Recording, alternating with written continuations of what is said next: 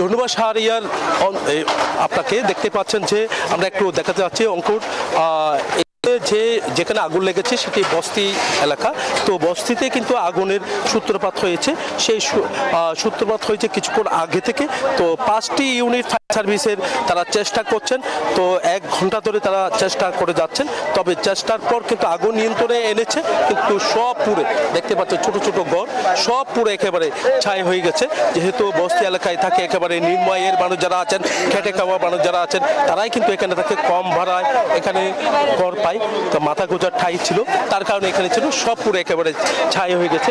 তো নিঃস্ব হয়ে গেছেন তা আমরা দেখতে পাচ্ছি। খোলা আকাশের নিচে তাদের বসবাস এখন দেখা যাচ্ছে। এখনো ধোঁয়া উঠছে, তবে আগুন নিয়ন্ত্রণে এনেছে। তবে নির্বাপনের কাজটা কিন্তু ফায়ার সার্ভিসের উচ্চ পদস্থ কর্মকর্তারা যেমনটা জানিয়েছেন, তারা চেষ্টা চালিয়ে যাচ্ছে বলে আমাদেরকে জানিয়েছেন। তো আগুন লাগার ঘটনাটা, আগুন লাগার সূত্রপাতটা কিন্তু কিভাবে হয়েছে তা এখনো পর্যন্ত ফায়ার সার্ভিস কিন্তু জানাতে পারেনি। তবে এখানে লাখ লাখ টাকার ক্ষয়ক্ষতি হয়েছে, সহ সম্পদ পুড়ে একেবারে ছাই হয়ে গেছে। এখানে দোকানপাটও ছিল আশেপাশে, সেই দোকানপাটও কিন্তু পুড়ে ছাই হয়ে গেছে।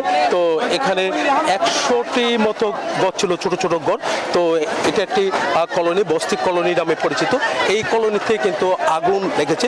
তবে আমরা যতটুকু জানাচ্ছি, এখানে যারা স্থানীয় লোকজন আছেন তারা যেমনটা জানিয়েছেন যে এখানে বৈদ্যুতিক শর্ট সার্কিট থেকে আগুন লাগতে পারে। ফায়ার কর্মকর্তারা যেমনটা জানিয়েছেন, তারা বলছে তারা তদন্ত করছেন। এই ছিল আমার এখানকার সর্বশেষ। ফিরে যাচ্ছি স্টুডিওতে শাহরিয়ার কাছে। জয়, আপনাকে ধন্যবাদ।